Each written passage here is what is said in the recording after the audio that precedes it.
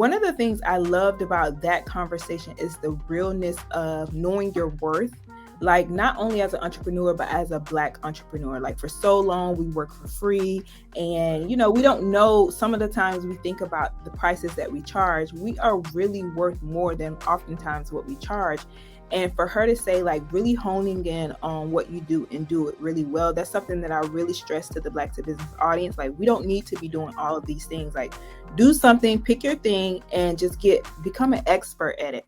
Welcome, Melanated Married Millionaires in the making and friends, to another impactful episode. We're about to go through and highlight a melanated married couple, or just go through some lessons that we got. Make sure y'all tap in with the conversation. Queen, where can they go to tap in? TheeM4Show.com. Yes, ma'am. And make sure y'all follow us on Instagram. Queen, where can they follow us on Instagram? TheeM4Show. Now, if y'all haven't liked and subscribed, it would make the Queen very, very happy. If you can go ahead. Very? What should they do? You should go ahead and subscribe on Apple Podcasts, Spotify, YouTube, wherever you're watching or listening. Go ahead and hit that subscribe button. It's free, and your first step to becoming a millionaire. Go ahead and click that button. And let's get into the show. Let's do it. No? You've long arms. Long-ish arms. Long-ish. Sure. Long enough.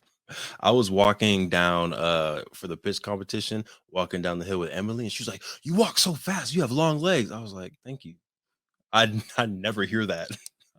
Thank you, Emily. Oh, it's funny. Was Emily height impaired? Yes. Emily is shorter than me. That is a fact. Makes sense. But what I want to talk about today, Queen, is the power of not only networking, but I feel like we're in a Black Renaissance right now. And the Harlem Renaissance is like my favorite time in history.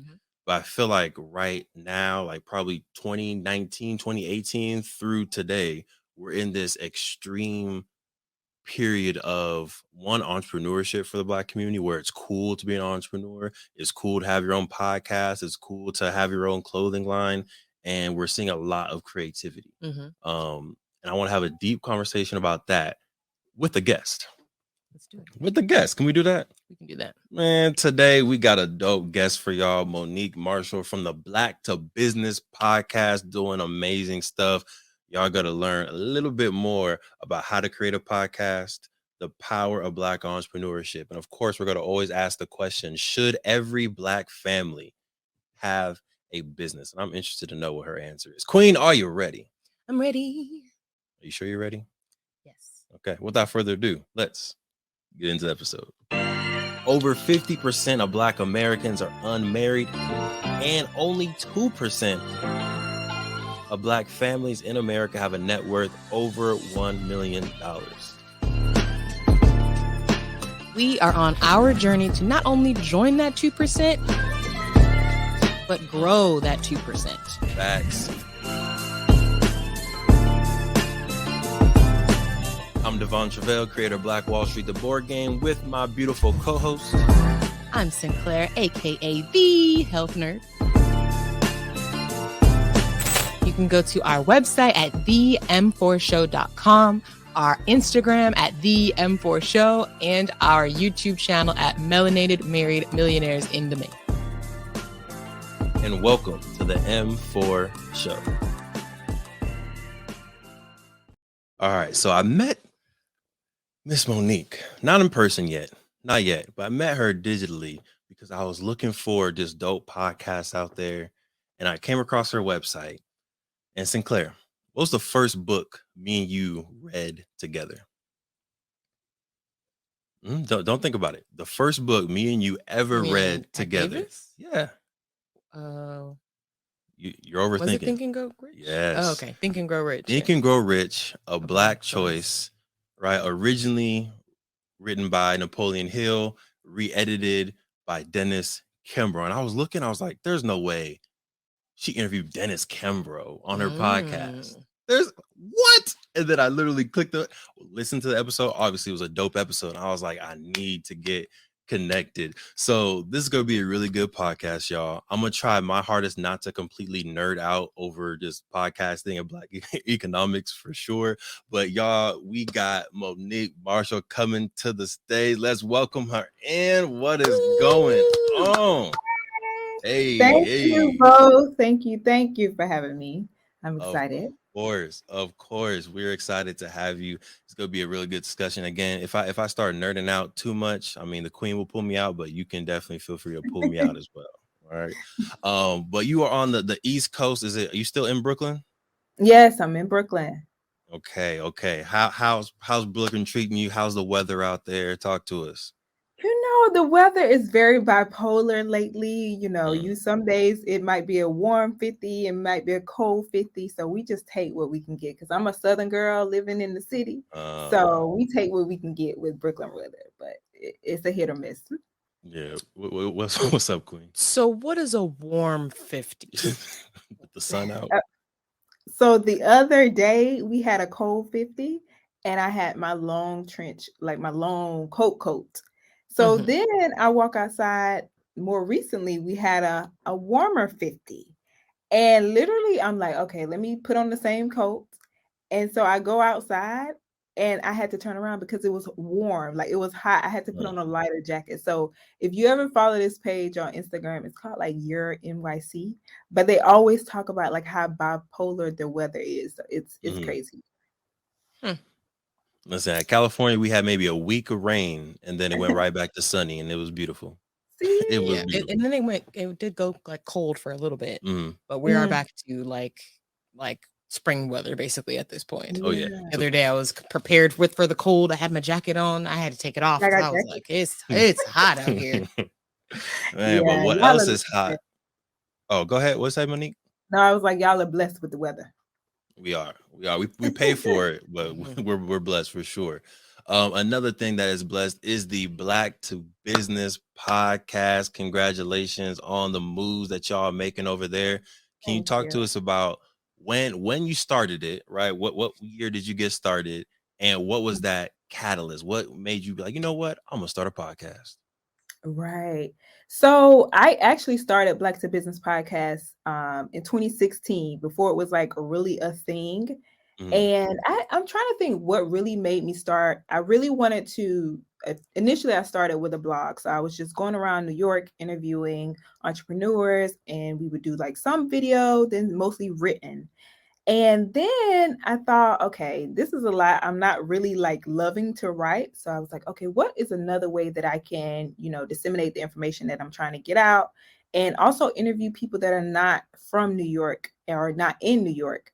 So I thought about video, but then I'm a little shy and I was like, I'm definitely not getting on video. So what else is there? Then I came across, I don't even know how I came across it, but it was like this one lady, she was doing podcasting and she was talking about podcasting and she was like, she loved it because all she needed was her voice. And I thought, okay, this is perfect. So I started like looking into researching with podcasting and I just followed the steps that she had. And then, as you all know, podcasting is a lot of work and sometimes you don't see that immediate, a lot of times you don't see that immediate return on the investment. So I stopped in 2016. I had like 2 interviews and then I was like, okay, I'm going to try it again. Cause I had people reaching out like, oh, I want to be on a podcast. And I'm like, okay, let's see if I can come back with it. So I tried it again in 2017, did it for a while, stopped. And then in 2018, we had a long run, like a couple of months, and I was doing it every other month, but not really consistent. And so I thought, okay, I really want to get this information out here about Black entrepreneurship and really want to educate people. So if I'm going to come back, I want it to be consistent. And consistent means, like, for me, it meant if you're going to come out, you're going to do it every week. And so I brought it back in 2021, February. And was it 2021? 2021 or 2020. All three of those years are blurs, right? 2019, right, 2020, 2021. It's just so I brought it back and I was like, okay, I'm gonna do this every week and every week since we've been consistent. And that's when I started to see like the growth of the podcast. So I started in 2016, but more consistent the last 2 years. Nice. And do you find yourself feeling more comfortable being on video or audio now that you have the podcast? I am more so we only have a audio segment of the podcast, but I am thinking about the video. I am a little more comfortable. Mm, So I do like that, of course, with the audio, I can take my little mic anywhere and it's just right. more convenient. But it has definitely boosted the confidence when it's like, okay, we could do this on video if that was the decision. Oh yeah. And you know I gotta ask, right? Obviously, Dennis Kimbrough was a Mhm. dope guest. But what Yes. are right, just dreaming. But what are the top 3 guests you would say you've had so far on your podcast? And excluding Devon Truvel, obviously, because Right. I don't want That to was make like you feel number one. uncomfortable. Yes. But yeah, the top 3 guests and why? Like why those guests? Okay, yeah. So I had the one I had to like write which one it was. But of course my top was Dr. Dennis Kimbrough because similar to you all, that was one of the first books that I read when I started like just learning about my people, but also like entrepreneurship and just wealth Mm, building in the community. And so that was one of the first books that I read as well. And also just to have him on the show, like literally I was just silent most of the conversation because it was almost like he was giving game to the community, but also to me. And it's that level of respect. Like I really admire and respect the work that he's done and who he is as a person. So that was, of course, my favorite podcast interview. And we reached out and I was like a little surprised they said, yeah, it was like, oh my God, we made it. So for real. Yes. yeah, so that was like amazing accomplishment for us. And then another one that recently stood out to me was it was Why You Don't Need to Do a Million Things to Make $1 Million with Dr. Avis Jones D. Weaver. Mm, And one of the things I loved about that conversation is the realness of knowing your worth, like not only as an entrepreneur, but as a Black entrepreneur. Like for so long, we work for free. right. And, we don't know some of the times we think about the prices that we charge. We are really worth more than oftentimes what we charge. And for her to say, like, really honing in on what you do and do it really well, that's something that I really stress to the Black to Business audience. Like, we don't need to be doing all of these things. Like, do something, pick your thing, and just become an expert at it. So Yeah. her really driving that home was really one of my favorite conversations. And I actually had someone text me, a couple of people messaged me about that conversation. So that was one that recently like really stood out to me. And another one I would say is kind of two, because I can't remember which one was first. So I had Miss Tanya Rapley on the podcast, and then I also had Marquel Turner. So Tanya is from My Fab Finance, and Marquel, he was doing the new stereotype. But I say those are my top episodes because they were my first 2 episodes of the podcast. Mm. And when I tell you all, it was bare bones. I was in the public library with my mic. I still have the same mic on the Mhm. top of some books. Yep. And we were recording like this. And just to see, like, Tanya was on the cover of Black Enterprise at that time. And just to see, like, we were really out here, like, thugging it out with the podcast. Every Yeah. time I see her, she's like, you still recording on those books? But, that was like, we started from the bottom. Yeah. Right. Yeah. Congrats on the growth, right? Some people are Thank just you. afraid to even start. So congrats Yeah. on getting it however you had to get it out the mud, Yeah. library on top of books, all the way to where y'all today. Congrats. Thank you. Thank you. So when you said like, okay, I want to do a podcast, how did Mhm. you decide like what are you actually going to talk about? Like when Mm, you're starting from scratch, like you're starting with these interviews, like how did you come up with like what is going to be the structure of the conversation? How Mhm. are we going to, actually make sure that this is a fruitful episode and yeah. information getting to the public? Mhm. Yeah, that's a great question because I think about, being from the South. I often tell the story of when I grew up, like only entrepreneurs I saw were the barbershop owner and then the local beautician. So for me, I was really a lot of times looking at interviews from other people like on TV. So I was always interested in like watching other people's stories. How did they get to where they are today? And also entrepreneurship. But one of the things I thought about when I started the Black to Business podcast is for me, it's a big part of it is that storytelling, but it's also like, I want to know, how did you accomplish what you accomplished? Like, I want to be educated at the same time. So for me, I thought, we can read their stories a lot of places, but how do you actually show someone step by step how to do this thing? And so when I did the Blacks in Business podcast, I was very clear on the fact that I wanted it to be educational. And, Devon, you were on the podcast, and it's like we spent a couple of minutes talking about your story, but much of it is in your lane. And I wanted that because it markets that we're educating the audience, but it also flexes the muscle of the person who is on the podcast. So it's a two-way street.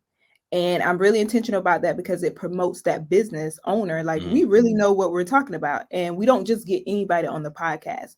So that's, doing business with integrity, and also like putting the effort into finding quality people. So I was intentional about that from the beginning. And then also prepping our guests in terms of, sending them questions so they can show up as their best, like you all do, like sending us questions so that we can show up as our best. So, So first of all, is it weird being on someone else's podcast as a podcast host? The funny thing is, I've really not done interviews like that. I think I can count on one hand how many interviews I've done like on someone else's show. So yeah, it's kind of weird. It's a little weird. Yeah. I kind of feel the same way when I go on other folks' podcasts. Like, it's a little interesting. But can you talk about a little bit the steps on how to start a successful podcast? Right. If there's someone out there listening, and our audience is Melanated Married Millionaires in the making, right? So these are couples out there who are trying to start a brand together, invest in real estate together, or possibly start a family podcast. So to that family, what would be some of the early steps that you would give them to launch? Yeah, I would definitely say with anything, just start. Well, not just, but first you want to start with a plan. And in that plan, you want to include like, what is your show going to be about, but also what is going to separate your show from other shows. So what's your style? Is it going to be interview style? Is it just going to be one person on the show? If it's going to be a mixture, how often? And then also devising a plan, like how often are you going to launch your episode? So what can you commit in terms of producing a podcast, writing your scripts, conducting these interviews, and then how often can you actually get that out to your audience? So maybe for you, it might be 2 every other week, or it might be once a month. And I would say start small and then go bigger. So maybe starting with every other week. And then as you get more batching done, meaning pre-recorded, then you can go to weekly. But I would say it's better to have like that in alignment first, and then go like every week. So first, devise the plan, what your show is going to be about, what's going to separate it.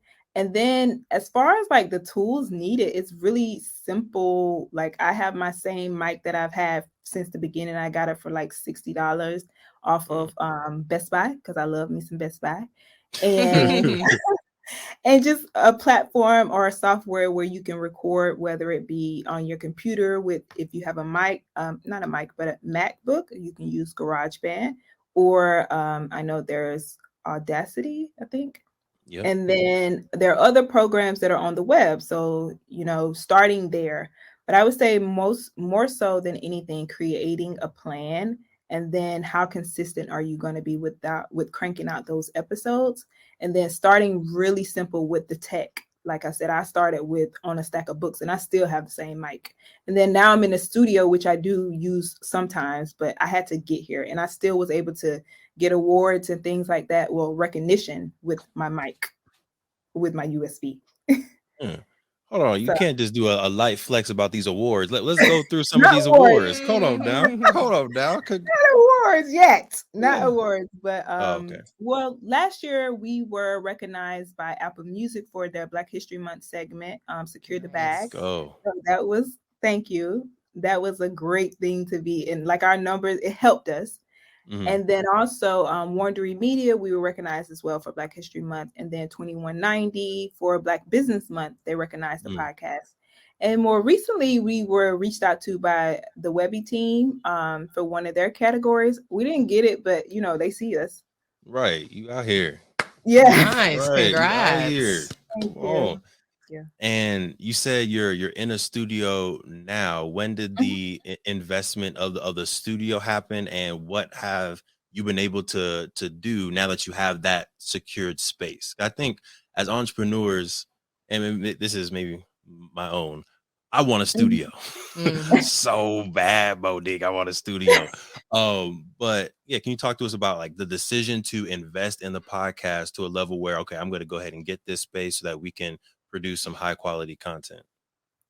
Well, the interesting thing about this is this opportunity came to me.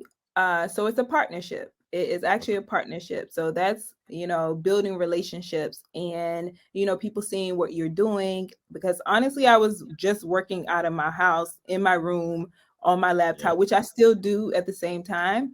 But this is the opportunity that came to me from, this organization. And they've given us kind of like the space, like sponsor the space for us. Nice. So that's how it worked for me. But I think it's like when consistency, like continuously working, people seeing that you're working. And then we also, in exchange from that, we also help build their community for those who do want to start their own podcast. So it allows me to educate their community on, starting a podcast. So it's a mutually beneficial relationship, which is a partnership. Nice. And then I know you're also building a community for Black to Business, right? You don't just offer the podcast, but there's a community of services that you're offering. You have newsletters. Yeah. Thank you for the emails. I do appreciate the emails with the resources. Much love.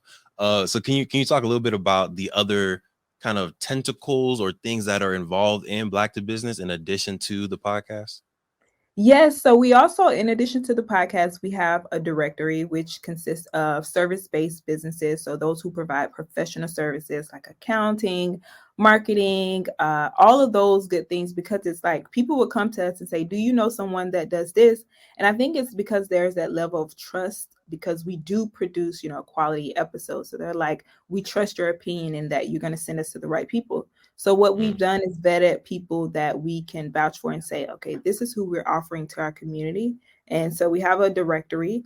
And then in addition to that, we're really big on sending out newsletters, because we believe that is where essentially a lot of business owners are checking their email, but it's also something that we own. We own our email list versus, social media is good, but we really think email lists are important. And so those are the other things that we offer. In addition to that, we offer our community a toolkit, which consists of free and affordable resources that they can use to grow their businesses. So it's like our recommendations on accounting software, our recommendations on marketing things that you might need in your business, just to how to get started. So you're not just wandering and hunting and pecking on the internet. And then we're all about sharing what has worked for us. So we also share a lot of the tools that we use within the Black to Business on our own website, which is our tools we use page. So those are some of the other offerings that we have. And then we're also going to be launching, just helping people actually start to form their businesses. So that'll be something that'll come out later. Dope. If you're listening, go to www.blacktobusiness.com. Check out the toolkit and make sure you sign up for the newsletter, because these emails are valuable, y'all. So you already have quite a bit going on, quite a bit to offer as Black to Business. What do you see on the horizon in like 3 to 5 years? What else is coming? What you got in your notebook? Jot down. I know. I feel like every entrepreneur, we got like that notebook or that list on our phone of like all the things we want to do in the future. So like, what are some of those things on your list?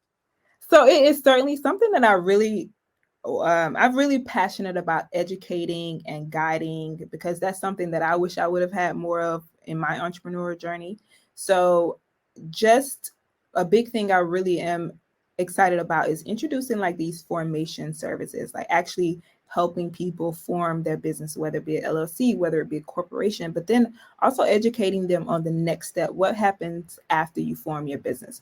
So that's something that's like on the horizon. And then we have been trying to get back into our events, because we do used to do events, but we, of course, the pandemic and all of that stuff. So bringing back events and in-person experiences, and then also eventually like creating a community. That's what I see for now. But I'm really, really focused on doing well what we have, and then of course introducing the formation services. Mm-hmm. And just a quick clarifying question. When you say formation, you mean like the legal entities of the business or like Yes, the ideas? the legal entities of the Okay. businesses. So That is yes. very needed. I feel like that's where a lot of people kind of get hung up. It's like, okay, I got Yeah. the idea. Now what? Right. Now what? That's exactly. So that's really, really important. Oh yeah. So we're about to take a quick commercial break. When we get back, what I want to ask you is, who are some of your dream guests? Right? If you were really just shooting for the stars and you can have anybody on your podcast to educate your listeners on how they got where they are, what would that list be? Top 2, top 3? We'll do it right Okay. after this commercial break. Look, we're going to get right back into the amazing podcast. But if you didn't know, in 2017, we created Black Wall Street, the board game, because we thought more families needed to know about the history of Tulsa Black Wall Street. More families needed to know about the legacy of Black excellence left behind of Tulsa Black Wall Street, that we can own a Madam C.J. Walker Beauty Salon. We can have a Booker T. Washington High School. We can have an Uncle Steve's Barbecue. We can have a Renaissance man like Simon Berry, who had his own taxi service and bus service that got bought out by the city of Tulsa. We have brilliance in our DNA. We wanted to make sure that your family can play a game that teaches them about this brilliance. So we have Black Wall Street, the board game, right here. We had the first edition available in 2017. That got sold out. We're on the second edition right now, or you can get the beautiful masterpiece version of the game as well. It's up to you. Head to playblackwallstreet.com and get yourself Black Wall Street, the board game, to empower you, your family, and generations to come. Playblackwallstreet.com. Let's get back to the episode. Getting right back into it. Dream guest for Black to Business podcast would be, You have his book right there behind you, Dr. Claude Claude Anderson. Anderson. Yes, that is a dream. Like that would be my number one. All right, here you go. Powernomics by Dr. Claude Anderson. This is a really good one. Like literally this Think and Grow Rich, a Black choice, Yeah.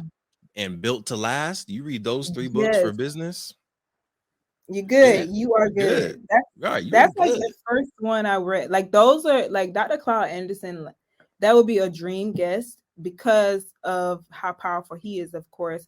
And Yeah. then also that was like I think the first like book I read on, you know, Black power as far as like business and actually how to get a plan. Like what is a leader?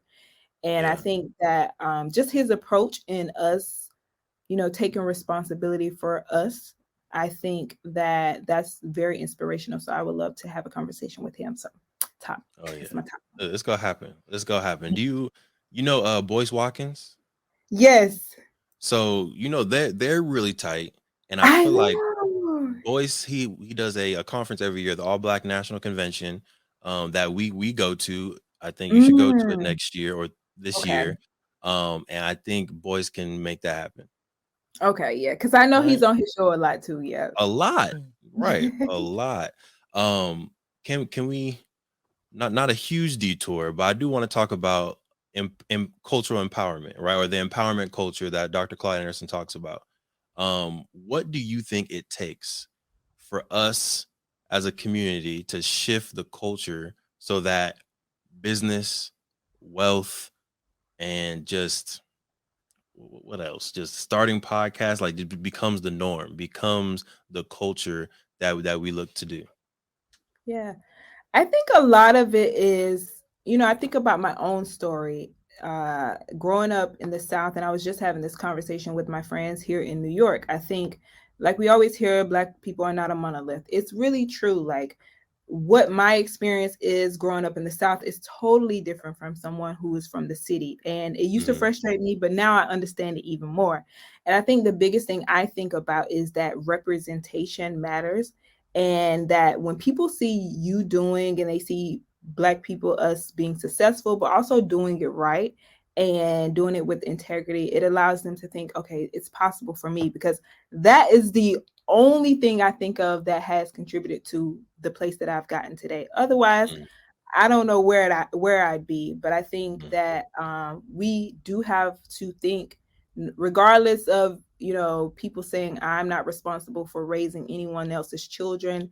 I think when you're in leadership, there is an unspoken responsibility that comes with being in that position, and I think that we don't get to decide, but it is there, and I think yeah, that we have to be serious about that responsibility. And so I think that that's one of the things I think about, being there, more representation, and also that confidence in saying, like, okay, if it's not working out as fast, it's going to take time. Like it has to be patience in this yeah, process, and it's going to be worth it. But I think so many times we see people get it so quickly, whether it be success, money, whatever, and we get discouraged because it isn't happening for us that fast. But maybe your journey, you're setting that blueprint, so there isn't a blueprint for you. You are the one creating that. And I yeah, think that we have to be mindful of that and just remember that. But I mm. think that's what it's taking. I think also we see from the outside that it seemed quick, Right. but we don't know the Yeah, 3, you 4, don't 5 years know. that it took, right? No, 7 years to build up your podcast. Like people don't Yeah, necessarily see that just watching. So, Social media, I think, social definitely media does for not help, sure. yeah. because It's no one it- people don't usually post the rough days, Mm-mm. right? There's right. just the highlights, so it just looks like, oh, okay, in March they did this, and then in October they got this big award. It's Yes. like, no, they didn't show all of the the 6 months leading up to that, Yeah. where it was a struggle. It was And I a think struggle. it's Exactly. always a And struggle.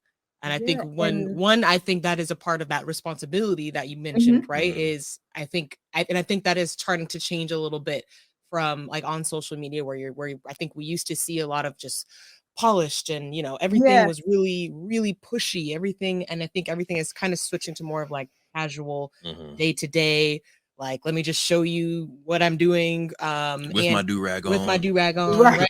Trying to show more of the real. And I think along with that should also come, like, here are the struggles. Yeah. You So I hear think the that's struggles. something we can also do to help those behind us, is like show Mhm.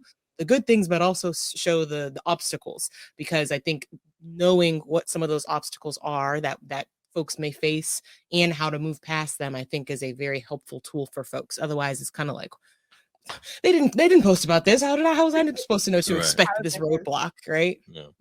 That's good. We don't Speaking of feel. which, can we do you mind sharing maybe one struggle early on, whether it's with a podcast or just a business journey period, an early struggle or barrier that you had to overcome, and how did you overcome it?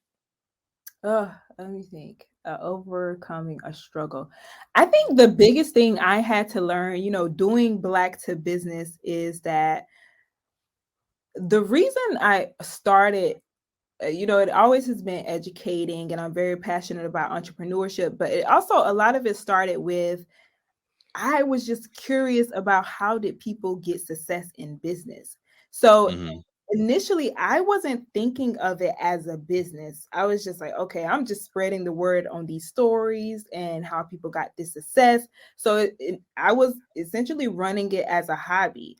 And when I started to get like real interest, and then I started to think, like, this is something that I want to take very serious. I started Black to Business with the idea in 2013, but I always tell people it was really operating as a business within the last 3 years. So I think about like all the mistakes, and when it comes to like investing time, when it came to like investing money and not properly planning things, although you have a business, like two business, those were some of the mistakes that I initially made. And it was, I think, more so like treating my business like a hobby versus a Mm-hmm. business. So it was like, oh no, we serious. So you got to operate and get stuff in order, because if you want to do this full time, like, this is what it's going to take. And if you want to have this certain impact, this is what it's going to take.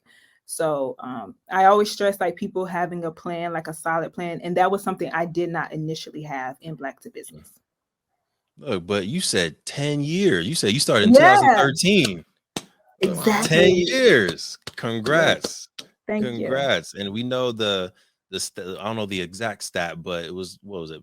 50% of businesses don't make it past year 3. Yeah, Yes, yes, it's a lot. It's a lot. Like not past 3.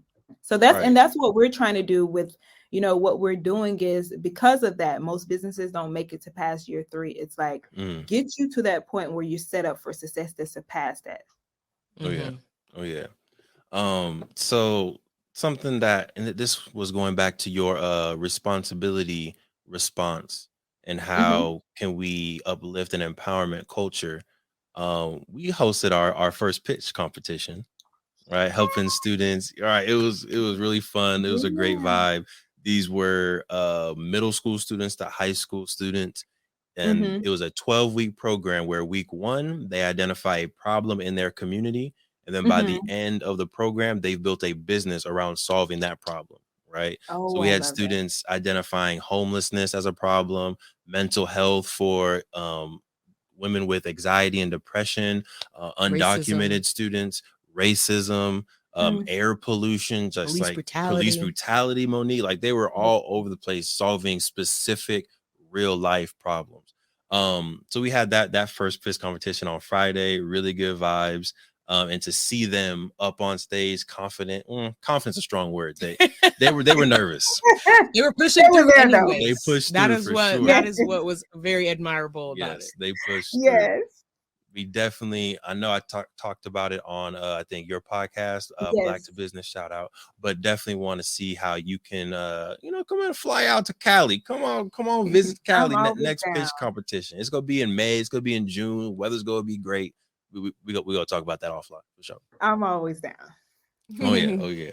Do you have any tips that we should give our students, right, as they're practicing, as they're kind of developing their entrepreneurship muscles? What are some things that they should really be looking to develop, or books? We talked about 3 books already, but resources or tips that you have for developing entrepreneurs. Yeah, I would definitely say you all are doing amazing. Like the idea in of itself, like creating a solution around these problems that they see. So I think that is really, really good because I think that's where you get them in the mind of creating a solution, but also that revenue generating idea. Hmm. And I think that that's so important. And I think that when you are an entrepreneur just starting out, talking to your potential customers, seeing what they want, not just thinking that you know everything that they want, but doing that customer discovery, getting on the phone with people, getting old school with it. And Yep. in a way, you're building a relationship with them because so many people don't do that. So I think that that's really important. And then what else I would say? Planning, making sure that your idea is actually generating revenue. I know we love to help, but it Yeah. takes money to make an impact. So Yeah. make sure Even you have nonprofits need money. Mhm. yes. So make sure you have money. And I think another thing that I really think has been important in my journey is having a mentor. And that could be someone that you have That's access good. to or someone that doesn't even know that you exist, but find you like 2 to 3 people who are in the industry that you want to get in and just study how they're doing it and take what they're doing and make it your own. And I think that people get too many ideas from all over the place when they really need like 2 to 3 people and that's it. And so I Yeah. think having a mentor, whether they know that you exist or don't, is good. And then also knowing the importance of investing in yourself, whether it be time, whether it be money, is important. That's really good. And that advice, not just for our scholars listening, but our families out there, Mhm. right? Husbands, wives, kings, queens. Listen, find yourself some digital mentors, Mm-hmm. lock in, and find your zone of genius. Love that. Right. Love it. Yes. Okay. So we do want to give you a little bit of a break. I know we've been asking you questions left and right, some of them completely random. I appreciate you for for holding it down. But we're Okay. going to go into our Ask Declare segment. So this is your opportunity to go ahead and ask us a question. Oh, we see the dancing. Okay, she ready. Go ahead. So I think the biggest thing, one is like when you all are building a business, I think a big thing is like delegation. So of course, when you're like 2 partners, like how do you decide? Okay, this is what I'm good at, and then I stay in this lane, and this is what you're good at. Like, how did you all like make those roles? Ooh, great question, Queen. So some of the tools that we used early on, and then we revisit. on a pretty regular or annual basis, I should say. Our one love languages was one, and that would just that more just helped us on a like we already had a romantic relationship, which was great, but I think now having a professional relationship, it was important for us to know how to show appreciation for the other person, because I think that's important in any type of business relationship. And I think sometimes we can miss that just because you're their, their romantic partner. It's like, okay, well, I know I'll just cook you some food, right? But it's like, okay, no, let's actually like how can I show him in the business, right? When he does something really well, how can I then show my appreciation? So those type of assessments are great. The other one that was really helpful for us was the DISC assessment. And so that's, really getting into the personality styles of like, okay, are you more the one to make the decisions, right? Are you the driver, the what is it called? Analytical. No, not the. I was trying to. I have so pilot. many. Thank you, pilot.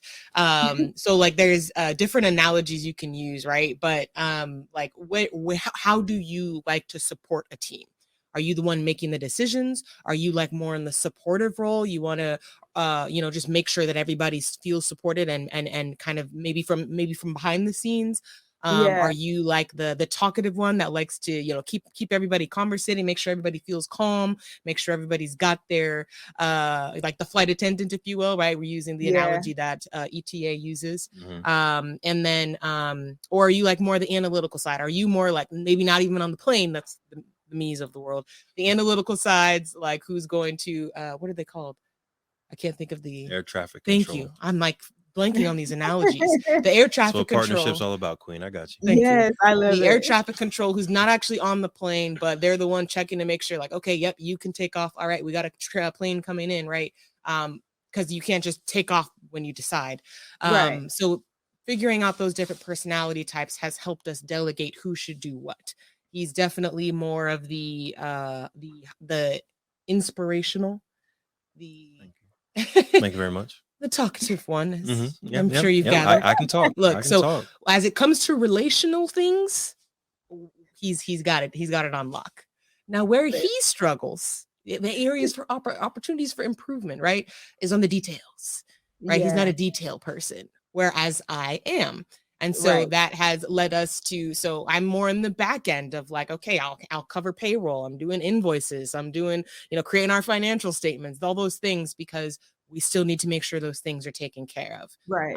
And so we don't want to make sure we don't want those things to be overlooked. So that has really helped us delegate who's based on our strengths and based on where we naturally sit, who should do what. And I will, that was a very, very good answer, Queen. I'm just gonna sprinkle a little something on it. I'm gonna sprinkle a little something on it. I feel like the power of being in a marriage is having someone else that you trust, right? And I think something that happens in business is, we talked about this on our last podcast, but you think that you have to do everything because it's your business, your brand. So you're doing the social media marketing, you're doing the payroll, you're buying the technology, you're editing the videos, you're doing everything. But now if you get sick, the business stops, right? Or if you want to take a vacation, the business stops. So to be able to have, two people, that already doubles the impact that our brand can have. But then now we're learning how to hire more people, right? So now we don't edit any of the podcasts. We have Jaid, Harry, who edit the podcast. We don't write any of the blogs. We have Rajel, who's writing the blogs. We partner with we have some UCLA mentors that come out to some of the schools to help teach and motivate the students. So we're learning, once we learn how to trust each other and, create those SOPs for each other and delegate stuff to each other, now it's easier to even trust other people and then just make that bigger impact. So delegation is key, y'all. It is key. Do it. Great question. Thank you. Thank you very much. And I did want to ask also about, because I know that you all have different things that you offer in your business. And one of the things I love is that, one, you're a team, but then two, it's like the execution is good. So how do you all, one, decide when it's the right time to introduce something new? And then how do you manage like the pieces, all the multiple pieces? That is the toughest one for us. Really? Well, I'll say the toughest one for me. She does a great job at what's up with that finger? It's the toughest one for us. So Yeah, I think we are extremely blessed to Mhm. have multiple things going on at one time. We have a long list, like literally in our notes, it scrolls of just like business ideas, things that we want to do, Mm. investments that we want to make. And I think the Queen has definitely done a great job at being like, all right, Devon, is that something that we need to do now? Right? Mhm. How does that fold into the current vision? And right now I think we have good momentum with Play Black Right. Wall Street and in the lane of education.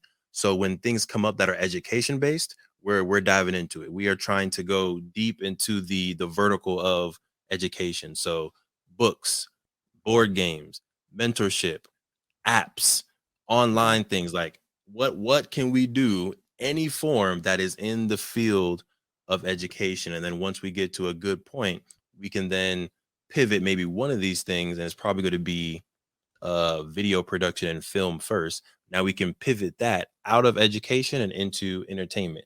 Now let's build the entertainment model out. Okay, now that's going well. Now how can we do the entertainment and pivot that into real estate? Okay, boom. Now we can do event spaces.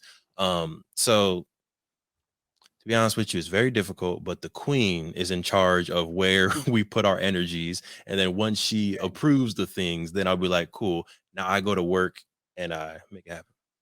And that's really, again, just based on the strengths that we have, Yes. right? Yes. He's the visionary. So Yes. he has very much of a abundance mindset, which is Mhm. fabulous. We need that Mhm. mindset.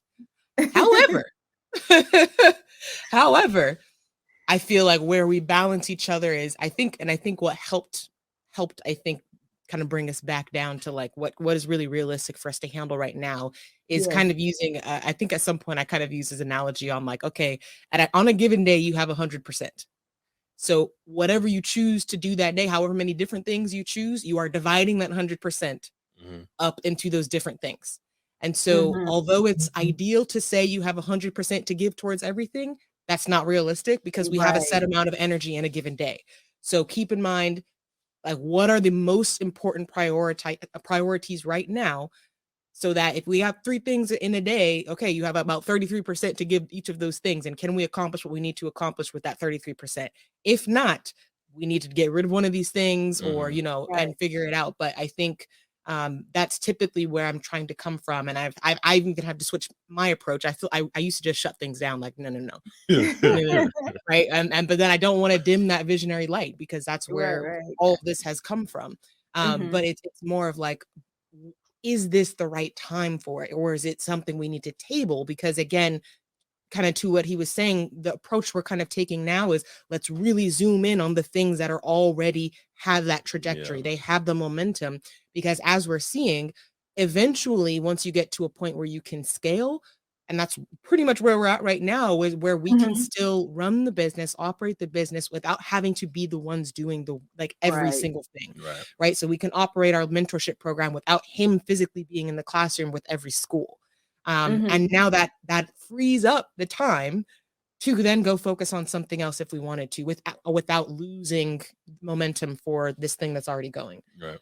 So that's kind of the mindset we're now taking, is like, okay, like you said, like, let's get this pillar nice and strong so that we can scale it, remove ourselves a little bit eventually, and not have the Yeah. business affected, so that we now have time and energy to expand on maybe this other pillar. And so, yeah, I think that mindset of like, we don't have unlimited time and energy, so we need to be very intentional about where we're putting it, I think has helped both of us Mhm. figure out and really prioritize what we need to be focusing on.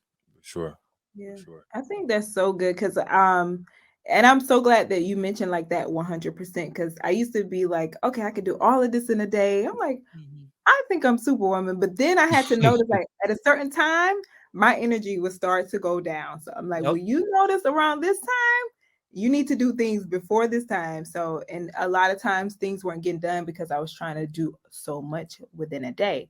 So I love that you said, and I think a lot of times us as entrepreneurs, we think it all has to happen right now because I have this idea right now. Mhm. And like you said, like when you get that more energy, that more money, resources, then you could probably introduce that. So I love that. Yeah. Yeah. Thank you. Thank you. And I will say, if you're have an idea. Mm-hmm. I am the type of like speed, but I think when you're juggling multiple things, then it's like, okay, you can't. Yeah. You said this earlier, right? You can't do a million things, or you don't have to do a million things to make $1 million. $1 million, right?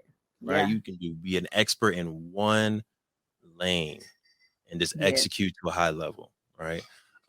So for you, Monique, I want to ask, what do you want to be an expert in? What lane do you want to 100% take over your legacy and just be known for this? That's a great question. And I think entrepreneurship, like Black entrepreneurship, when it comes to education, like Mm, the basics, like I really want to be known for, if you go on Black to Business or you deal with Monique, like she's gonna explain it in a way that a fifth grader can understand. Because I think mm, that so many times people get intimidated to do something because they don't understand it, and it's not in a way that they can understand it. So I think that I'm very intentional. Like when people come on a Black to Business podcast, like even though I might know what you're talking about, explain it so that a fifth grader can understand. And that's what mm. I wanted to be known for. Like when it comes to the business side of things, is when you interact with the brand, you are going to get the step by step. Like you're not going to leave confused. Nice. Love it. Love it.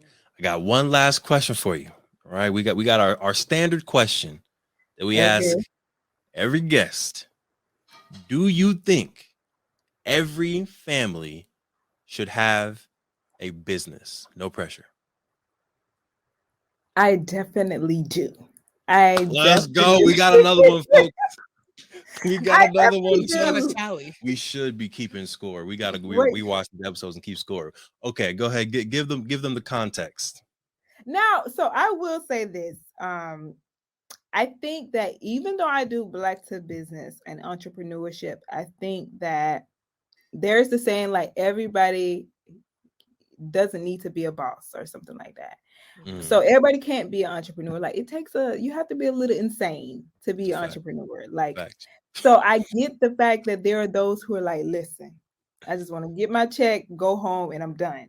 However, I at least say that you need something that's bringing in additional revenue. Like it could be a Yes. side hustle, it could be a side hobby. So that's what I think about when I think like everybody needs a business. Like in addition to your job, you need to have something else that's bringing in revenue, because that gives you that leverage, but also it's that power. Like if I'm unhappy, I can leave, or if I want to do something else, I can do it, or if I want to make an impact in this way, I can do it because I have that extra, business that can make this impact, or I have that extra income that could do so. And with a lot of things that are going on now with companies laying off, like these are the Yeah. things to think about. It can happen to anyone, and not just in you know people working 9 to 5, but then it's also like people who run a business. Like you need to make sure that your business can still sustain if a crisis happen.